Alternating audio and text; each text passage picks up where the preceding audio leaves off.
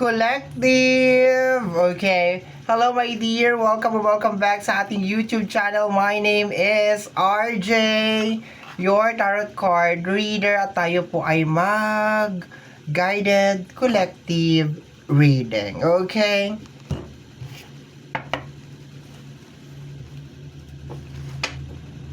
So, thank you so much po. Maraming salamat po sa ating mga abangers, sa mga walang sawang naghihintay at nag-aabang ng kanilang mga readings. Thank you very much. And ganun din po sa ating mga bagong subscribers. Okay, I hope my dear na mag-enjoy po kayo dito. At sana yung mga readings na ginagawa natin ay nakakatulong po sa inyo o ay nakakatulong po sa ating lahat. Okay. So, ano ang energy or message na na-receive ko today? Okay, so ang message na na-receive ko today, my dear, is merong mga tao na parang ngayon nila nare-realize na parang sumobra sila pagdating sa'yo. Parang meron silang mga bagay na dapat hindi nila ginagawa sa'yo o hindi nila dapat ginawa sa'yo. Ngayon, they are like, nasa gitna sila eh. Like, hindi ko masabi, my dear, na gusto nila talagang mag-reach out. Pero at the same time, parang nare-realize nila na sana mas naging okay if they just like treated you if they just treated you better, okay? Kung trinato ka sana nila ng maayos, everything is okay, everything is fine. So, ngayon kasi ang nangyayari is they consulted some friends, some family, and so on and so forth. And napag-uusapan ka. Like, pinag-uusapan ka nila, like that. And ang feedback na nakukuha nila, my dear, sa mga tao na to is like, bakit sa akin mo sinasabi yan? Dapat sa kanya mo sinasabi yan. Yung parang ganon. Pero there's a part kasi nitong tao na ito na parang hindi niya alam kung paano niya uumpisahan. And nandun siya sa moment na parang babalik ba siya or hindi siya babalik? Magre-reach out ba siya or hindi siya magre-reach out? Kasi yung energy, my dear, is alanganin siya. Hindi ko masabi, my dear, na gusto niya talagang mag-reach out sa'yo. I think it's just more on parang regret na sana hindi ko siya masasabi, my dear, ha. Ito medyo maano siya. Hindi ko kasi masabi, my dear, na parang gusto niya magpagbalikan sa iyo. I think it's just more on konsensya. Yun ang pinakamaganda na ano doon. Nakukonsensya siya na sana hindi ganyan yung sitwasyon ninyong dalawa ngayon. If trinato ka lang niya ng maayos or pinakisamahan ka lang niya ng maayos. Parang ganon. Ngayon, nag-aano siya ng advice from different people and ang sinasabi sa kanya is mag-reach out sa'yo. Inutusan siya, my dear, na mag-reach out sa'yo or bakit mo sa amin sinasabi yan? Dapat diba sa kanya mo dapat sinasabi yan? Parang ganon. Okay, so clarify na natin yung message, my dear. I need to clarify it, okay? So,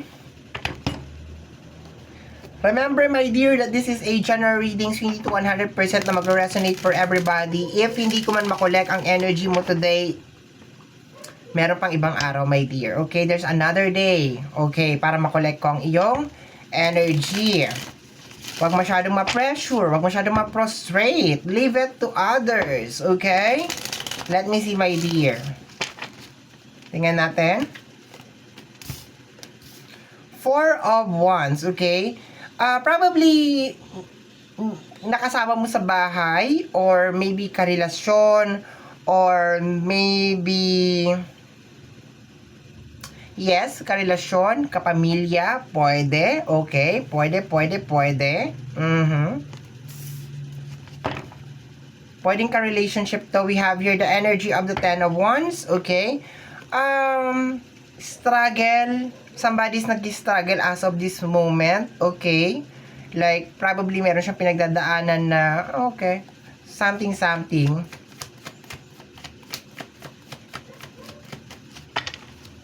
Pagsama-samahin na natin.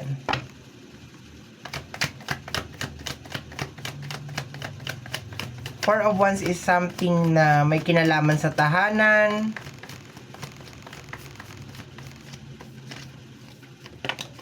Okay. We have here the Death card. Okay. Probably talaga nagtapos na connection to, my dear. Okay, nagtapos na connection siya. Okay. Ayoko siyang i-close, my dear, sa energy. Pero, posibleng tinuring mo na kapamilya. Pwede naman. Kasi, papasok na rin to, my dear, kung ang isang tao ay talagang minahal mo or hindi mo naman tinuring na ibang tao. Okay. Pero, mas majority na energy is karelasyon or kapamilya. Pero pwede din if like for example nagkaroon ka ng best friend tapos hindi mo naman siya tinuring na iba, 'di ba? Hindi mo siya tinato na parang 'di ba? Tinuring mo rin siya na parang anak o tinuring mo rin siya na parang kapatid, something like that. Okay? We have here the energy of the death card. Nag-end na to, my dear. Nagtapos na to. Okay? So, nasira yung kung ano yung meron kayo. Okay? The Nine of Cups. Okay, energy ng manifestation. I think gusto niya maibalik yung dating kayo. Like, minamanifest niya, my dear, yung dating kayo. I have to find more energy, my dear, dito. Okay? Kaya pala alanganin yung energy, my dear. Kasi, kaya niya gustong bumalik sa iyo. Kasi, ang ine-expect kasi ng karamihan sa inyo, my dear, is babalik para maging okay ulit. Yung sweet-sweet ulit, labi-labi, and yung energy kasi is hindi siya ganon. Yung nare-receive ko na energy is hindi siya ganon. I think, sabi ko nga, medyo parang alanganin siya na parang babalik na ayaw babalik. And this is energy of collaboration, my dear. So, kung i-connect ko siya dun sa mga previous na card natin, kaya niya gustong bumalik, my dear, sa'yo is because ng dahil lamang dito. Because you have this certain energy na posibleng makatulong. Okay? Makatulong. That is the right words, my dear. Makatulong. So, ibig sabihin, parang nagre-regret siya as of this moment na sana trinato kanya ng maayos because, kasi itong manifestation na to, ano to eh, yung ano siya, yung energy niya is remix. Like, pahobya tong card na to. Itong card na to, nararamdaman ko ngayon, pahobya talaga siya, dear. Alam mo yung parang typical na parang, babalik siya kasi gusto niyang buuhin kung ano yung mga... No. Dahil merong ganito, my dear, hindi yun ang pinaka main purpose niya kung bakit siya babalik. Okay? Or kung bakit niya gusto kahit kaya nararamdaman niya yung pagsisisi. Hindi ganon. No? Kaya siya nagsisisi, my dear, because nakikita niya siguro, my dear, na things could be better. Things could be better kung okay pa kayo. Ibig sabihin, mas maganda sana yung naging outcome ng mga bagay-bagay kung okay pa kayo. So, dun siya nakatingin. Okay. Yes. So, tumatakbo ang reading natin, my dear, sa kagustuhan nitong tao na ito na ayusin yung connection, pero gusto niyang ayusin yung connection hindi dahil nangihinayang siya dun sa mga times and mga moment na meron kayo, kung hindi nangihinayang siya kasi sana naging maganda yung outcome ng mga bagay-bagay if hindi kayo nag-away o hindi kayo nagkaganito. Okay? Next, kasi Knight of Sword, yung nakaharap siya pa ganon. Okay? So, gusto niya, minamanifest ka niya. Okay? Ano ba sabi ko kanina? Nagkikipag-usap siya sa mga tao-tao and then sinasabi na ganito, ganyan, ganito, ganon. Probably sa ibang tao, ang dating is parang gusto niyang buuhin yung relationship. Pero based kasi sa energy, parang no. Parang gusto niya buuhin yung relationship or parang nagsisisi siya na ganito, ganyan, ganito, ganon. Pero based on the card, gusto niyang buuhin or gusto niyang ayusin yung connection because sa energy ng Three of Pentacles. Like the collaboration thing. Parang mas magiging okay ito kung si collective ay nandito. Mas magiging madali yung proseso nito kung nandito si collective. Kasi si collective ay meron siyang maikukontribute. Meron siyang maiaambag. Parang ganon. Or merong alam si collective na hindi ko alam. Parang ganon. May kakayanan si collective na hindi ko kayang gawin. Let me see, my dear. Next card tayo.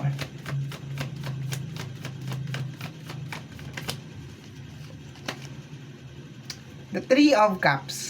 Okay, this is more on celebration, my dear, nakukuha ko. It's more on success. So in short, minamanifest ka ng tao na to, my dear, kasi meron kang maiko-contribute or meron kang maiaambag sa buhay niya. Nagigitnaan niya, my dear, yung 3 of Pentacles, ayan o, at saka yung Knight. Yun lang ang gusto niya. Yun lang pinaka main purpose niya, my dear, kung bakit siya nakakaramdam ng regret as of this moment. Kasi sana, parang ganito yun eh, parang isang gamit, okay, parang isang material na something, sana inalagaan ko to kasi ngayon ang mahal na pala ng value nito. Yung parang ganon. Ngayon niya nakikita, my dear, na nagmahal yung value mo, na nag-increase yung value mo bilang isang tao. Parang ganon. And, yeah, probably baka meron kang alam or meron kang something dyan, diba? Ganon.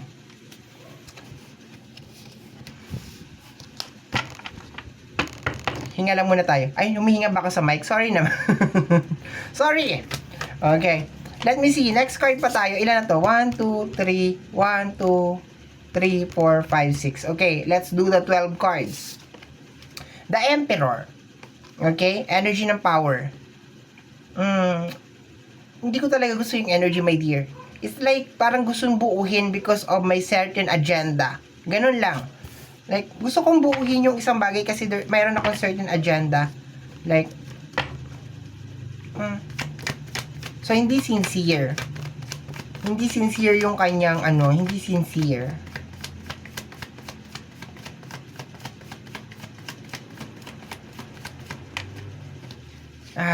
Yes, may Knight of Cups. Ang Knight of Cups kasi, my dear, meron siyang space sa gitna.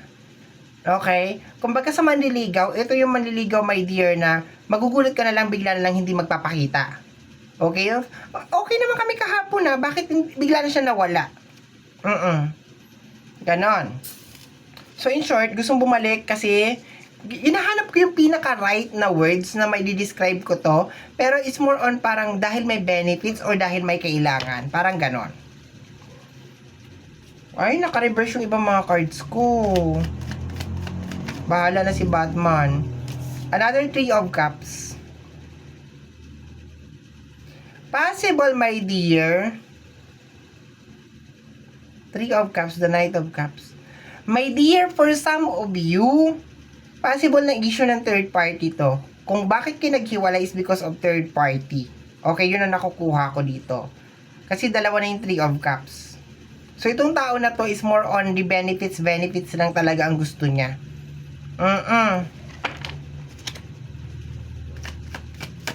Next, I told you, the Devil.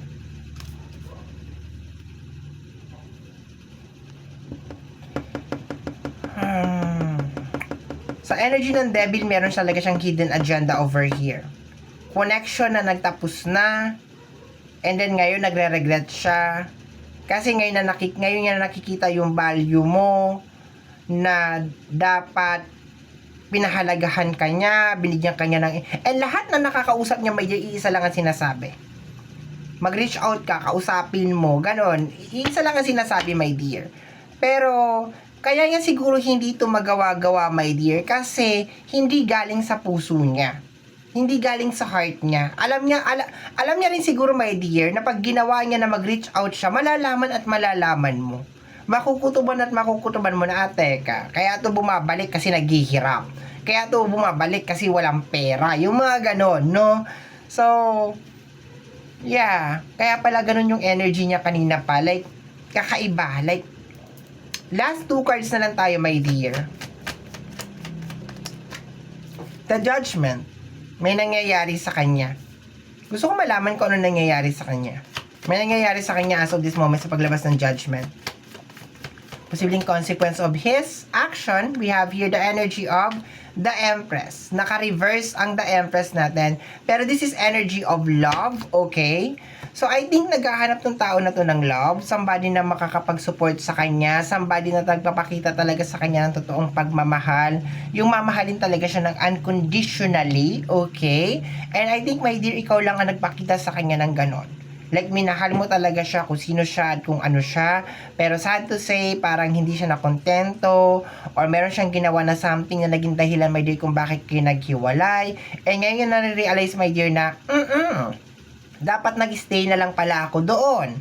Pero, Ang problema kasi is, naiisip niya yun ngayon kasi nandoon siya sa certain, my dear, sa isang sitwasyon, my dear, ng buhay niya, na naghahanap siya ng tao na mamahalin siya kagaya ng pagmamahal na ginagawa mo sa kanya. So, hindi na siguro siya makahanap, and there's a tendency, my dear, na itong tao na to is talagang ugali niya na talaga to. Like, magmamahal siya ng isang tao, tapos mamahalin niya lang ng dahil sa kung ano yun na papakinabangan niya o nakikita niya dun sa tao na yon. But eventually, pag hindi na niya nakukuha yung gusto niya, something like that, and then that's it, na nawawala na siya or hinahanap na naman niya ulit sa iba, and as of this moment, naghahanap talaga siya ng love. Okay, yun ang nakukuha ko dito. Or let us say, the consequence ng kanyang action. Kasi sabi pa nga nila, saka mo lang naman marirealize na mahalaga ang isang tao pag wala na siya sa feeling mo. Pero lahat naman ng advice sa kanya, may din ng mga kaibigan niya, kakilala niya, na lapitan ka at mag-apology sa'yo at kausapin ka. Pero, sad to say, hindi niya magagawa yon kasi kilala ka rin niya. Ibig sabihin, alam niya na magbubuka pa lang ang bibig niya, alam mo na kung totoo yung sinasabi niya or hindi. And probably baka alam mo na kaya lang tong tao na to magre-reach out, or kaya lang tong tao na to gusto kang kausapin or makasama as of this moment is because dahil meron siyang problema or wala nang tumatanggap sa kanya.